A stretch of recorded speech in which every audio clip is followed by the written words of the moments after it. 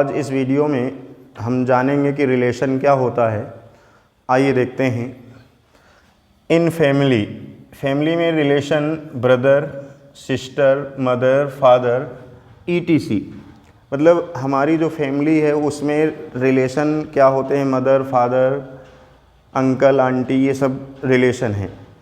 और ये जो रिलेशन होते हैं 2 पर्सन के बिटवीन होते हैं, जैसे 2 व्यक्तियों के बीच में रिलेशन बताया जाता है।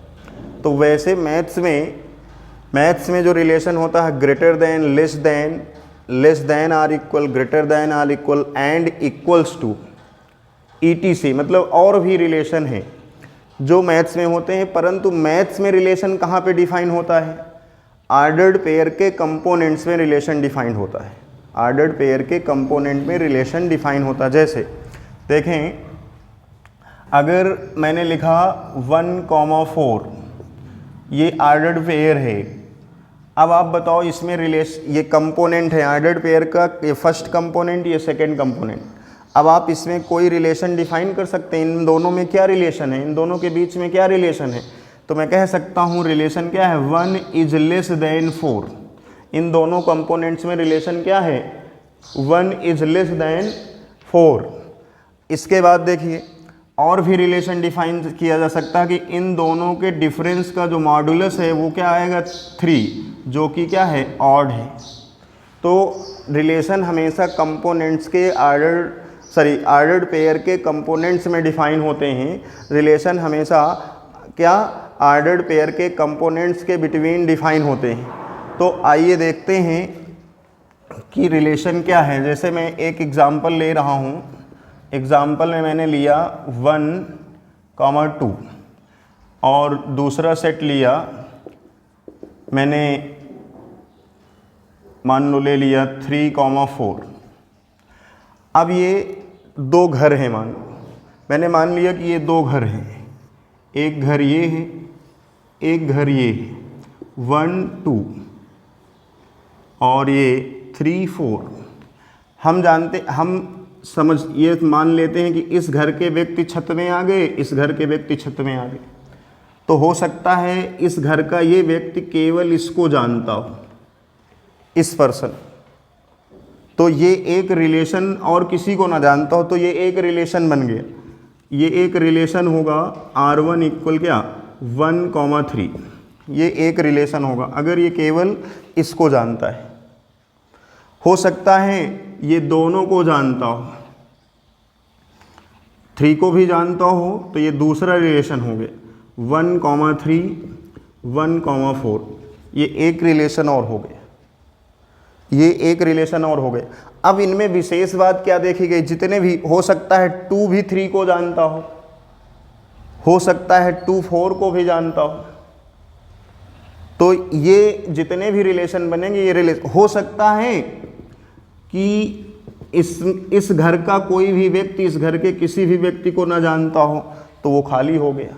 तो इन रिलेशनों में ये जितने भी रिलेशन बने, इनमें विशेषता क्या देखी गई, आइए देखते हैं। इनमें विशेषता ये देखी गई कि अगर हम इन दोनों का कार्टेशियन प्रोडक्ट निकाल लें, ऐसे 3,4, इन दोनों का कार्टेशियन प्रोडक्ट निकालें, तो हम ये देख रहे हैं कि 1 with 3, 1 with 4 और इसके बाद 2 with 3, 2 with 4। ये कार्टेशियन प्रोडक्ट है A से B में। अब हम ये देख रहे हैं कि जो ये रिलेशन R1 है, इसका क्या है, एक सबसेट है। रिलेशन R1 है, क्या है ये, इसका एक सबसेट है। R2 जो होगा वो भी एक A क्रॉस B का एक सबसेट होगा। R3 जो होगा वो भी इस रिलेशन का एक सबसेट होगा। तो इसलिए जितने मैथमेटिक्स थे, मैथ्स पढ़ाने वाले लोगों ने इसमें एक विशेष गुण पाया, एक बहुत कॉमन गुण पाया कि जितने भी रिलेशन होते हैं वो A क्रॉस B का सबसेट होता है। इसलिए इसकी डिफिनीशन बता दी इन लोगों ने रिलेशन की। आप देख रहे हैं कि ये जितने भी रिलेशन बनेंगे ये सब इसके सबसेट होंगे। तो इसलिए गणितज्ञों ने इसकी एक डिफिनीशन बना दी, इनका एक जो विशिष्ट गुण पाया गया।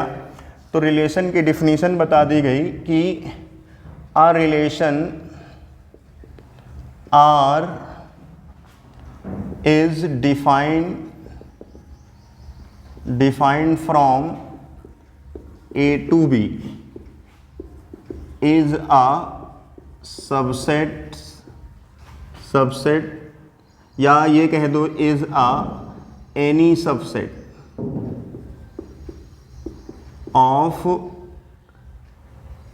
A cross B. A cross B.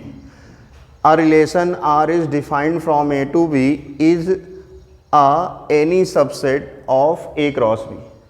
क्यों? क्योंकि इनमें जितने भी रिलेशन बने वो A क्रॉस B के सबसेट हुए, इसलिए सभी गणितज्ञों ने उसकी डिफिनीशन को वेल डिफाइन कर दिया कि a relation R is defined from A to B is a any subset of A cross B। मैं बताना ये चाहता हूँ कि डिफिनीशन में रिलेशन को सबसेट ही क्यों बताया गया, क्योंकि जितने भी रिलेशन बनाए गए वो सब A क्रॉस B के सबसेट हुए। तो आइए देखते हैं आगे, इसमें ध्यान देना ज़रा। अर्थात मैं ये कह सकता हूँ if R is a relation from A to B then R is a subset of A into B। मतलब R A से B में रिलेशन तभी होगा जब R A क्रॉस B का एक सबसेट होगा। इसी प्रकार दूसरी बात, if R is a relation from B to A then R is a subset of B cross A। मतलब R B से A में एक रिलेशन तभी होगा जब वो B क्रॉस A का सबसेट हो। इसी प्रकार एक पॉइंट और है, if R is a relation on set A then R is a subset of A cross A। मतलब सिंगल सेट में रिलेशन तभी डिफाइन होगा जब वो क्या होगा, R सिंगल सेट में रिलेशन तभी डिफाइन होगा जब वो A क्रॉस A का क्या होगा, सबसेट होगा। A क्रॉस A का क्या होगा, सबसेट होगा, तभी वो एक रिलेशन होगा। तो आइए पहली बात, if R is a relation from A to B then R is a subset of A cross B। R is a relation from B to A then R subset B cross A। If R is a relation on set A then R is a subset of A cross A। मतलब R single set में रिलेशन तभी होगा जब A cross A का subset होगा। तो आइए कुछ एग्जाम्पल देखते हैं। मैंने बताया यदि A इक्वल यहाँ पे 1 2 हो और B इक्वल मैंने लिखा 3,4, दो सेट हैं, हम इनका कार्टीशियन प्रोडक्ट निकालें। तो इनका कार्टीशियन प्रोडक्ट 1, 2 इंटू 3,4। तो जब हमने इनका मल्टीप्लाई किया तो मेरे पास आया 1 with 3, 1 with 4 और 2 with 4 और 2 with 3, ये इन दोनों का कार्टीशियन प्रोडक्ट होगा। तो हमने अभी डिफिनीशन पढ़ी कि relation is a subset of A cross B। मतलब रिलेशन A क्रॉस B का कोई एक सबसेट होता है। तो अगर हम इसमें सबसेट होता है तो इससे ये एक सेट होगा, A क्रॉस B क्या होगा, एक सेट होगा, और इस सेट के जितने सबसेट बनेंगे उतने ही उसके रिलेशन बनेंगे। हमने क्या पढ़ा कि relation is a subset of A cross B, अर्थात रिलेशन A क्रॉस B का सबसेट होता है, एक कोई सबसेट होता है। तो अर्थात A क्रॉस B मैंने ये किया तो इसमें जितने सबसेट होंगे, इसमें जितने सबसेट होंगे, इसके जितने भी सबसेट होंगे वही उतने ही इसके रिलेशन होंगे। तो हम ये देखते हैं कि इसके कितने सबसेट होंगे, ध्यान देना। तो आपने एक फार्मूला, जैसे कोई सेट होता था 1 2 3, अब आपसे कोई पूछता था कि number of subset in this set, इस सेट में कितने सबसेट बनेंगे, तो आप लोग फार्मूला लगाते थे 2 की पावर n। क्या लगाते थे, 2 की पावर n। 2 की पावर में नंबर ऑफ एलिमेंट रख देते थे तो नंबर ऑफ सबसेट आ जाते थे। तो यहाँ पे आपके पास अगर मैं आपसे कहूँ कि what is n cross B, n of A cross B, मतलब A क्रॉस B में कितने एलिमेंट हैं, तो आप बताएंगे 4। अब मैं आपसे कहूँ कि number of subset in A cross B, मैं आपसे पूछूं ये एक सेट है, इसमें 4 एलिमेंट हैं, तो इस सेट के कितने सबसेट बनेंगे? तो आप बताएंगे 2 की पावर में क्या n क्रॉस b, 2 की पावर में क्या n क्रॉस b। क्यों? क्योंकि हम नंबर ऑफ सबसेट कैसे निकालते हैं, 2 की पावर में सेट में जितने एलिमेंट होते हैं वो पावर में रख देते हैं। तो इसमें कितने थे 4, तो इसलिए मैं इसको क्या लिख सकता हूँ 2 की power n of a into n of b, ये फार्मूला हो गया। अब इसमें देखो 2 की पावर n ऑफ a में कितने एलिमेंट थे 2 और b में कितने थे 2, तो ये आया 2 की पावर 4 यानी 16 रिलेशन। तो इस सेट में a से b में कितने रिलेशन बनाए जा सकते हैं 16। तो इससे हमें क्या एक फार्मूला बनाने का सिस्टम बन गया। जैसे मैं इसको लिखूं, मैं ये कह सकता हूं कि इफ ये गिवन हो, if n of a equal p and n of b is equals to q, ये हमें गिवन हो, देन ये हमें इतना गिवन हो ये सब, then number of, first point, number of relation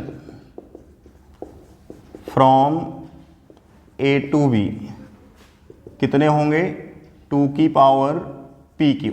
number of relation from a to b is equals to क्या 2 की पावर p q। फिर अगर मैं आपसे कहूँ number of relation from b to a is 2 की पावर p q।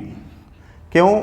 a से b में अगर सेट a है उसमें p एलिमेंट हैं, b है, सेट b है तो उसमें कितने एलिमेंट हैं q हैं। तो a से b में जो सेट बनेगा उसके कितने सबसेट होंगे 2 की पावर p q। भाई a क्रॉस b में कितने एलिमेंट होंगे, n of a cross b equal n of a into n of b लिखेंगे। यहाँ p q यानी a क्रॉस b में p q एलिमेंट है, तो इसमें कितने सबसेट बनेंगे, जितने सबसेट बनेंगे उतने ही नंबर ऑफ रिलेशन होंगे। तो यहाँ पे 2 की पावर p q क्या लिखेंगे 2 की पावर p q। तो इसीलिए मैंने यहाँ पे a से b में p q, b से a में भी p q होंगे, तो इसमें ये आ गया। Third, number of relation on set a, single set में कितने नंबर ऑफ रिलेशन होंगे, तो देखो वो a से a में डिफाइन होगा। सिंगल सेट में रिलेशन क्या होता, r is a subset of a into a, तो इसमें number of a cross a कितने होंगे n of a into n of a। तो इसमें भी p है, इसमें भी p, तो मल्टीप्लाई किया तो क्या आया p स्क्वायर, तो इसमें आ गया 2 की पावर p स्क्वायर। अब एक बात और जो इम्पॉर्टेंट है, चौथी, number of non empty relation, number of non empty relation. Non empty relation क्या होता है 2 की पावर p q माइनस 1। क्यों p की पावर माइनस 1 क्यों होगा, जैसे मैंने अभी एक एग्जांपल दिया a इक्वल 1 2 b इक्वल 3 4, मैंने मल्टीप्लाई करवाया था a 1 with 3 1 with 4 2 with 3 2 with 4, ये आया था, ये इसमें आया था। अब इसमें 4 एलिमेंट हैं, जब इसमें 4 एलिमेंट हैं तो नंबर ऑफ रिलेशन मैंने 16 निकाले थे। अब 16 में पहला रिलेशन जो होगा वो क्या होगा, रिक्त होगा, एम्प्टी रिलेशन होगा। और दूसरा हम बना सकते हैं R2, केवल एक एलिमेंट का रिलेशन बना सकते हैं ये। तो ऐसे ऐसे करके R16 बनेंगे। तो मैंने आपसे पूछा कि what is number of relation, what is number of non empty relation, what is number of non empty relation, मतलब ये टोटल 16 बनेंगे, परंतु नॉन एम्प्टी मतलब जो एम्प्टी ना हो, जो रिक्त ना हो, तो रिक्त केवल ये है, तो इसको हम हटा दें यहाँ से, केवल इसको हटा दें। तो इसीलिए मैंने क्या लिखा formula, number of non empty relation 2 की पावर PQ माइनस 1, क्या होगा 2 की पावर PQ माइनस 1। तो इसी प्रकार एक क्वेश्चन में आपको देता हूँ, ज़रा उसका आंसर कमेंट बॉक्स में भेजना, और इन सभी फार्मूलों को याद रखना। कल हम लोग टाइप्स ऑफ रिलेशन पढ़ेंगे। ध्यान देना, एक क्वेश्चन है, if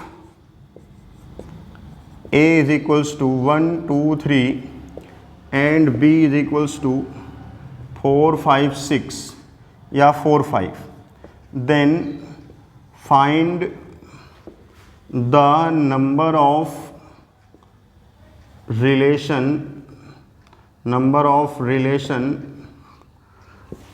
from A to B and also find number of non-empty relation from A to B। इतने क्वेश्चन आपको, ये क्वेश्चन सॉल्व करके इनका आंसर कमेंट बॉक्स में ज़रूर देना, और वीडियो को शेयर लाइक ज़रूर करें।